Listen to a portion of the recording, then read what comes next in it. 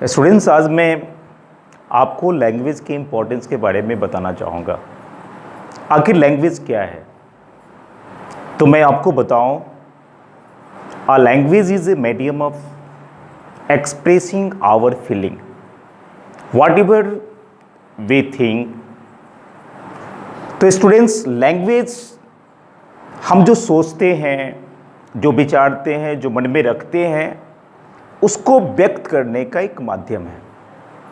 हम जब किसी से कोई बात कहना चाहते हैं तो उस समय कोई ना कोई लैंग्वेज यूज़ करते हैं, चाहे वो हमारा रीजनल लैंग्वेज होता है, चाहे वो हमारी मातृभाषा होती है, मदर टंग होता है, या कोई फॉरेन लैंग्वेज होता है।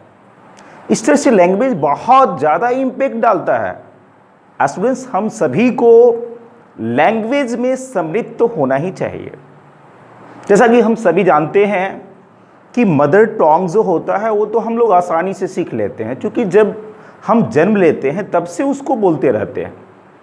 लेकिन कोई फॉरेन लैंग्वेज अगर हमें सीखनी है तो उसके लिए हमें संघर्ष करना पड़ता है। तो आज मैं ये भी बताऊं कि हम जो कुछ भी सोचते हैं उसको कम्युनिकेट भी करते हैं।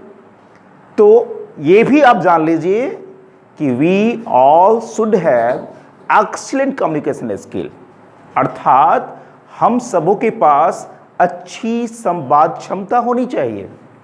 अगर अच्छी संवाद क्षमता है तो हम बेबाक कभी भी अपनी बात को किसी दूसरे के पास रख देते हैं और अपना प्रभाव एक अलग तरह से जमाते हैं, और इस तरह से हमारी प्रशंसा भी होती है।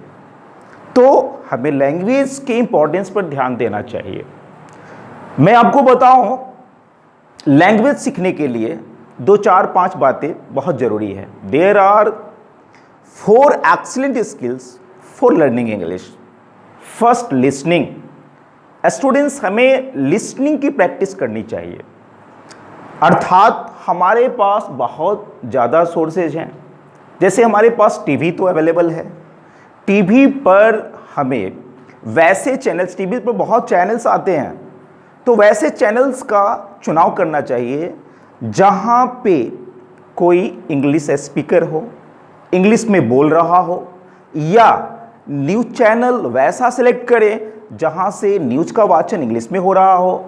तो हम लोग जब लिसनिंग प्रैक्टिस करेंगे, हम लोग सुनते जाएंगे तो वो चीज़ याद हो जाएंगे, और फिर वहाँ पर हम देख सकते हैं कि वो किस तरह से प्रोनाउंसिएशन कर रहे हैं, उनका एक्सप्रेशन क्या है, फिर बॉडी लैंग्वेज क्या है। तो इस तरह से जब हम लिसनिंग प्रैक्टिस करेंगे ना तो हमारी अच्छी अंग्रेजी हो जाएगी। फॉरेन लैंग्वेज की बात मैं बता रहा हूँ, क्योंकि ये अपना मदर टंग नहीं है, इसे हमें सीखना है। तो सीखेंगे कैसे? जब हम किसी को देखेंगे, किसी को सुनेंगे, तब जाकर हम आसानी से सीख सकते हैं। नेक्स्ट बात, रीडिंग। रीडिंग हैबिट हम लोगों को अडॉप्ट करना पड़ेगा। रीडिंग हैबिट है क्या?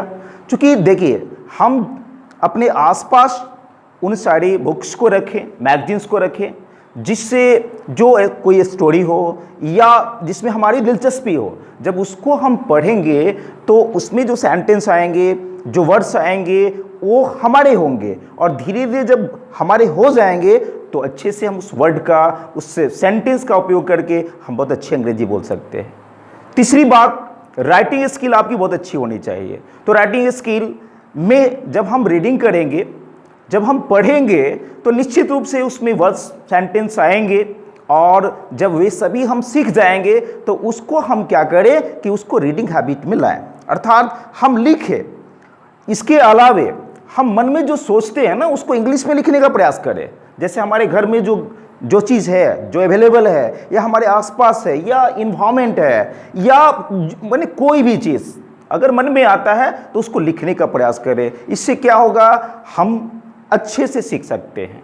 और सबसे ज़्यादा महत्वपूर्ण बात है कि हम यानी स्पीकिंग, हमारी आदत स्पीकिंग की होनी चाहिए। हम शर्म न करें। ऐसा नहीं सोचे कि अगर हम कोई वर्ड बोलते हैं तो उससे हमको लज्जित होना पड़ेगा। देखिए, मदर टंग तो आप बोलते हैं, फॉरेन लैंग्वेज बोलने के लिए आपको ग्रामर से हटके या और विधि अपनाकर आपको बेबाक बोलना पड़ेगा, बिना ये सोचे कि हम जो बोल रहे हैं वो सही है या गलत है। इस प्रकार करने से आप बहुत अच्छी अंग्रेजी सीख सकते हैं। तो मैं 4 स्किल बताया जो एक्सीलेंट स्किल है, इस पर अगर हम केयर करें तो हमारी बहुत अच्छी अंग्रेजी हो जाएगी और तब एक अलग सा इंप्रेशन बनेगा स्टूडेंट्स। तब जाकर हम अपना लैंग्वेज तो है ही, जैसे मैं ये भी बताना चाहूँगा कि हम ये नहीं कर रहे हैं कि हमें अंग्रेजी ही बोलनी चाहिए, लेकिन अंग्रेजी के बिना अगर हम आधे हैं, अधूरे हैं, यानी इनकम्प्लीट हैं, तो हमें अंग्रेजी सीख लेनी चाहिए। हम ये नहीं कह रहे हैं अगर हम अपने क्षेत्र में आते हैं और हमसे कोई भोजपुरी में बात करता है तो भोजपुरी भी हमें अच्छी बोलने आनी चाहिए। हिंदी तो है ही। तो आज मैं बात किया आपसे कि हम फॉरेन लैंग्वेज यानी जिसको हम लिंक लैंग्वेज भी बोलते हैं, आज पूरा विश्व जो एक साथ जुड़ा हुआ है वो देन किसका है? इंग्लिश का है। हम व्यापार का क्षेत्र ले या साइंस और टेक्नोलॉजी का क्षेत्र ले, इस तरह से हम देख सकते हैं कि बिना इंग्लिश के हम कुछ नहीं कर सकते हैं। और इंग्लिश देखिए, अच्छी अच्छी जो बुक आती है वो किस में होती है? इंग्लिश में होती है। अच्छे जो साइंटिस्ट डिस्कवर कुछ करते हैं तो वो सब क्या होता है? इंग्लिश में होता है। इस तरह से हम बिल्कुल इंग्लिश लैंग्वेज को अपनाएं और इंग्लिश लैंग्वेज सीखें, ताकि इसके बिना हमें कहीं अपमानित होना ना पड़े। और आज का जो परिवेश है, आज जो पूरा विश्व चेंज हो रहा है, इस चेंजिंग माहौल में हम अपने आप को स्थापित कर सके, इसलिए हमारी अंग्रेजी बहुत अच्छी होनी चाहिए। एक बार और मैं बोलना चाहूँगा, we should have excellent communication skill, whether English, Hindi or Bhojpuri. Thank you so much.